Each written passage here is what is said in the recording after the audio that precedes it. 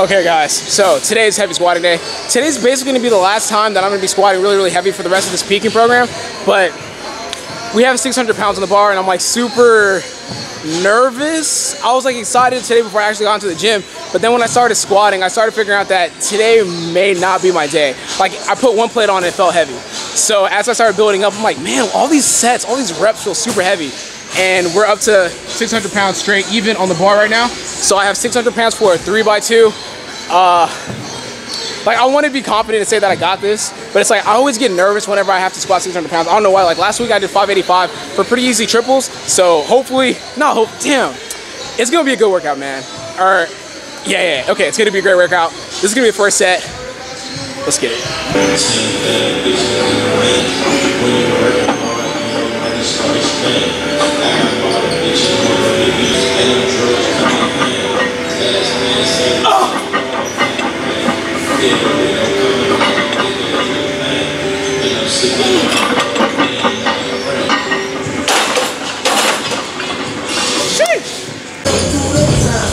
Bruh, that first set, it was like, it felt solid, but I felt like my eyes were gonna like fly out of my face. I don't know, but okay, so we did the first set.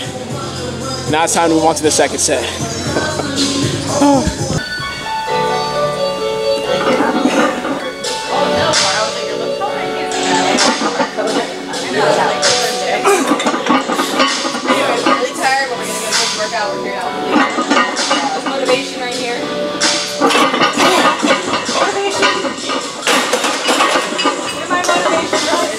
Huh? You're my motivation. Okay, second set finished. It feels bad, but it looks all right. Like it doesn't look bad. I went back and I watched the footage and I was like, it's moving pretty well. It's just when I'm under there, it feels like I'm dying. That's all. You know, that's fine. It just feels like hell. But we're on the last set. 2 more reps. Let's get this right.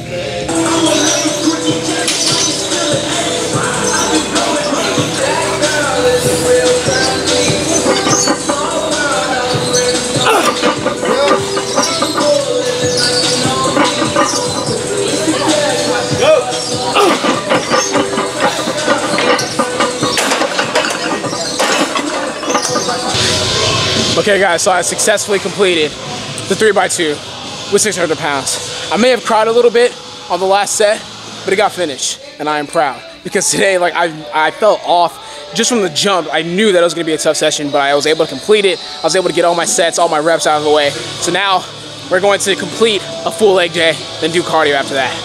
Oh, but first this is one of the things that's annoying about lifting heavy. I gotta rack all of these plates. Okay guys, so I actually forgot that I have a 3x3 with 405 pounds on deadlift. So this deadlift is just gonna be slow deadlifts. I'm controlling everything. It's gonna look like I'm going in slow motion. So let's get the first set out of the way and get on to the rest of this leg workout.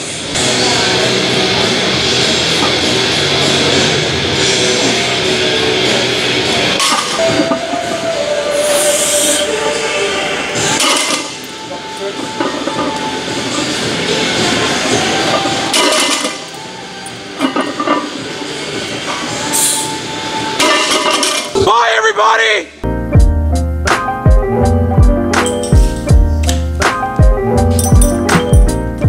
All right, so I'm now 188 pounds.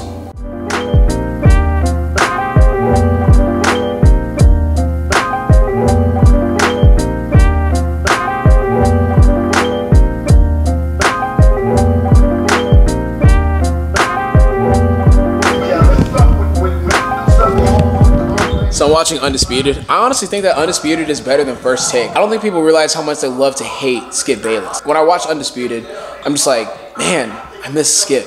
And when I watch First Take, I'm like, Max Kellerman kind of talks over Stephen A. Smith. Stephen A. Smith says things that I always agree with, so it's like I'm going to go watch something to be, I guess, just like I'm looking to go agree with someone. I think people will miss the fact that you go to watch something to, you're like, what? What did he just say? Ah, he's tripping.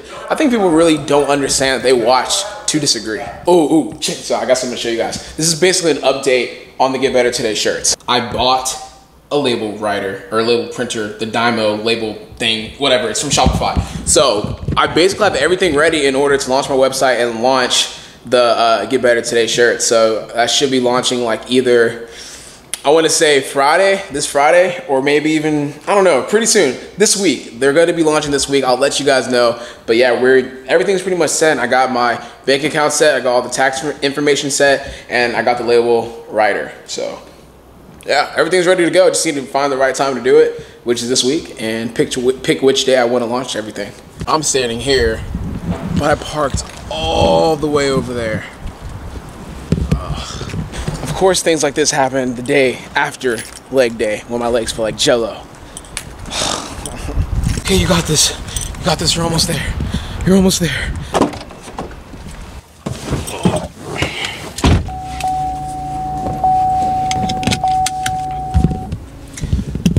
Right now we are heading on to Target. I need to go pick up a new laptop charger because I left my laptop charger in San Marcos at my friend's place. And then we also need to go, and I'm gonna look at a couple of things just to arrange my shirts, have everything kind of organized, so like whenever I'm packing orders, it's a faster and easier process. I'm not constantly digging inside of the boxes to find the correct sizes. Okay guys, I was able to pick up a Targus, so I guess this is a laptop charger as well. It's just weird because it doesn't have the traditional MacBook charger thing. It's like a USB, so hopefully it works. Spices. Hey. I ended up getting anything to organize my shirts. Like I'm just like, let's start looking at it. I was like, man, I don't need this stuff. Like the cheapness in me came out. But instead of making my protein pancakes for breakfast, I'm here at Subway. So that's gonna be the first meal of the day. Subway. I ended up buying something that is just not compatible with my laptop. Of course. Okay, let me show you guys what I got in my Subway sandwich. So this is a steak and egg white sandwich with provolone cheese, lettuce, spinach, bell peppers, tomatoes. Also got some sun chips, and then 2 cheesecake raspberry, raspberry cheesecake cookies. And then now we're also watching the Breakfast Club interview with Wyclef Jean. I've been getting a lot of questions about how do you become a powerlifter. So the rest of this video is going to be dedicated to explaining those steps in order to become one. But first, let's head on to the gym. Okay guys, so we are here at the gym, and like I said earlier, I've been getting a lot of questions about people asking me how do I become a powerlifter, how do I live like a powerlifter, how do I get started into actually doing my first ever powerlifting competition. So I'm gonna give you guys tips and tricks on how to do that. I'm here at the gym working out back and biceps, so I'm gonna take you guys along with me, and as I'm working out, I'm gonna be giving you guys some tips and help those of you that are interested in doing a powerlifting competition.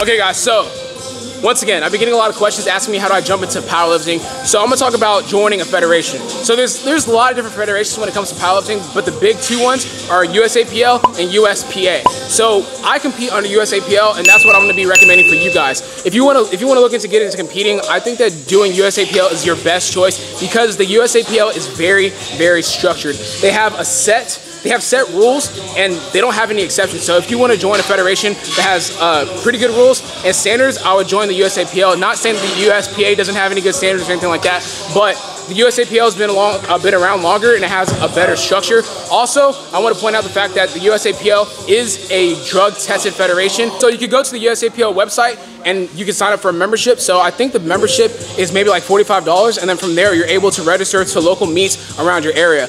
Once again guys, go to the website, register, get yourself a USAPL membership card, and you're gonna be able to compete locally. All you have to do is just look up meets that are happening around your area and go check it out.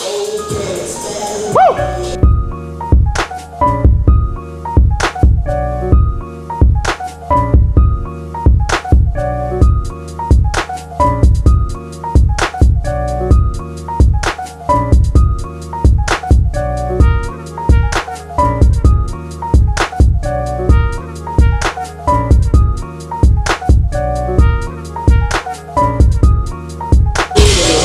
I'm gonna talk about equipment. So there are knee sleeves, wrist wraps, and a belt.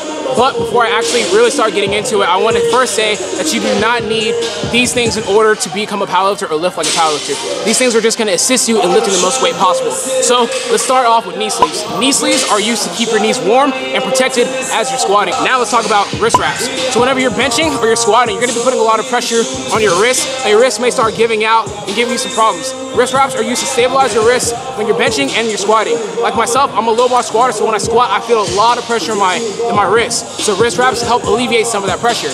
Now, a belt is not completely necessary in order to be a powerlifter, but what a belt's gonna do is gonna help you lift more weights on squat and bench. Now, if you have a belt on, you're gonna probably add on 20 to 30 pounds to your actual max. Like, I used to train all the time without a belt, but when I threw on a belt, my max went up 20, about like almost 40 pounds, really. So what a belt is gonna allow you to do is gonna allow you to have more internal pressure, which is gonna help you push the weight and ultimately allow you to lift more weights. So whenever it comes to a powerlifting meet, you're gonna be able to utilize a squat. I mean, if you're doing raw, you're gonna be able to utilize wrist wraps, a belt, and knee sleeves. So you're gonna have to be able to get stuff checked up. Now, a lot of people have been asking me what kind of wrist wraps and belts do I use. So when it comes to a belt, I use an Inzer lever belt. Now, a lever belt, all you have to do, a lever belt just means that it's a lever. So when you put it on, you latch it on, and then you latch it off to take it back off. The wrist wraps, I use the wrist wraps from howmuchyoubench.net, and the knee sleeves are the same thing. It's Mark Bell's strong knee sleeves. One take. Yeah. Oh, did it.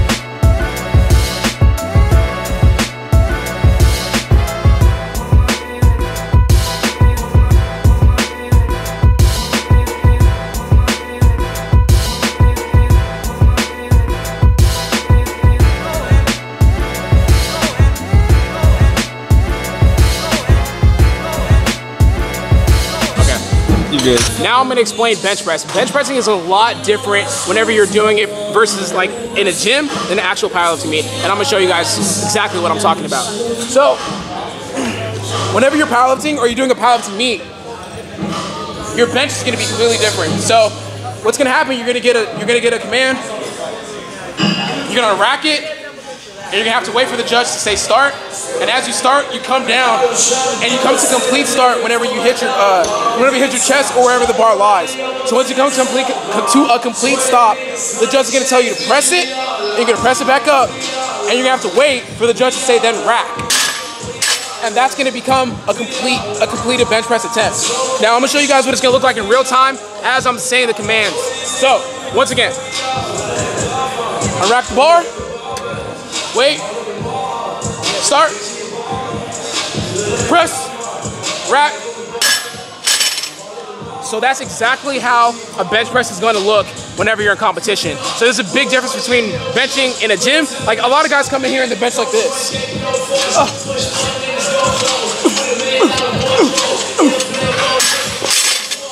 Like, that's not going to hold up in a meet. Once again, guys, when you're in a powerlifting meet, everything is like structured to where the judge controls when you go and when you stop. Okay, so now we're going to explain how to squat like a powerlifter. Now, squatting like a powerlifter is a little bit different because once again, you're waiting for the commands of the judge. Now, all right, let's get under the bar, bring it out. So once you get to this position, you're gonna look up, and once the weight has settled, the judge is gonna say, squat, take your time, squat, come all the way down, and as soon as your hip creases break your kneecaps, you come back up, and this one a lot of people mess up, man. You have to wait for the judge to then say rack it. So once you squat and complete the lift, he's gonna say rack it, come back in, and you rack the bar. I've had so many friends, like their first time competing, they get in the bar, they get super excited, right? So they're right here, the judge says squat, you squat it, you complete the squat, and they automatically think that is the signal to rack the bar. You have to wait for the judge to say rack it in order to bring the bar back and put it back on the rack. So once again, guys, whenever you're squatting, make sure that your hip crease breaks your knee. So that's slightly below parallel. A lot of times, like, people are like, oh, he's not going ass to grass. You don't have to go ass to grass in powerlifting competitions. All it is making sure your hip crease breaks your kneecaps. Okay guys, unfortunately, I actually use a bar and it already has 4 plates on it, so I'm gonna have to demonstrate with actual weight. But the last thing we're gonna talk about is deadlifting. Now, whenever you're deadlifting, this is like the easiest lift. I think if you miss a deadlift, it's kind of like, come on, bro. But basically, the only command you get for a deadlift is the down command. So I'm gonna go through what it's gonna look like. So they call my name, I'm ready to go. Oh, let's go. Ah, we here. All right, get in starting position. Lift the weight, and then the judge is gonna say down, and you set it down with control. Now, I've seen some people kind of mess up on this part because what happens is when the judge says down, they just drop the weight. A lot of times people practice inside of the gym, they practice just dropping the weight whenever they do sets, and then when they get to actually competing, they just drop the weight and they don't show complete control. Sometimes judges are gonna call that. So what you wanna do, once again, I'm gonna demonstrate it one more time. I'm gonna demonstrate it one more time because this weight's like, it's kind of heavy right now. But anyways, all right. Russel Orhii, the platform is ready. I forgot what they say. Ah, let's go. Woo, woo. Judge says down. Exercise control and put the weight back on the ground. Okay guys, so some of the last things I want to talk about is finding a powerlifting program that's going to suit you. So there's so many powerlifting programs out there in the world to try. Like there's so many things on the internet. There's like Candido's like 6-week cycle. There's stuff on bodybuilding.com for beginners, intermediate lifters, and expert lifters. Find something that works for you. I'm not going to sit here and say that the programming I do is gonna automatically work for you and make you stronger. Like it's what you're able to buy into that helps you. So powerlifting programs, there's so many powerlifting programs out there. Just find something that works for yourself. There's a lot of free programming on the internet, like I said before. And another thing I want to talk about is when you actually get to your meet. Oh, my elbow's itchy. 1 second. Okay, there we go.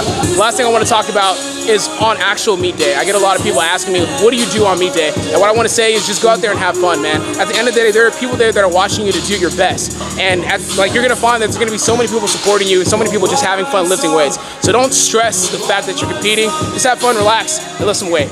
But this video's coming to the end, guys. Hope you guys enjoyed it. Hope you're able to take something. If you're looking to be a powerlifter, I hope this video helps you. So, like always, if you guys like this video, please like, comment, share, subscribe. Get better today. I'm out. Top's dinosaur dick. I feel it in my gut. To kill these motherfuckers is a must like the arm of my pits.